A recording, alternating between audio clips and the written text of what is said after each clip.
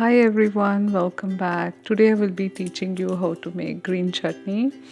Not the traditional way, but in a slightly different way. Here are the list of the ingredients. I'm so sorry I forgot to put in the piece of ginger that I was planning to. And let us see everything we have here. These are the chives, and I have bell pepper, I have chili peppers, mint, coriander, garlic, and I have salt, I have oil. Any oil is fine, and lemon juice. If you have fresh lemon, you can use that. And if you don't have chives, you can use even scallions. That is completely fine.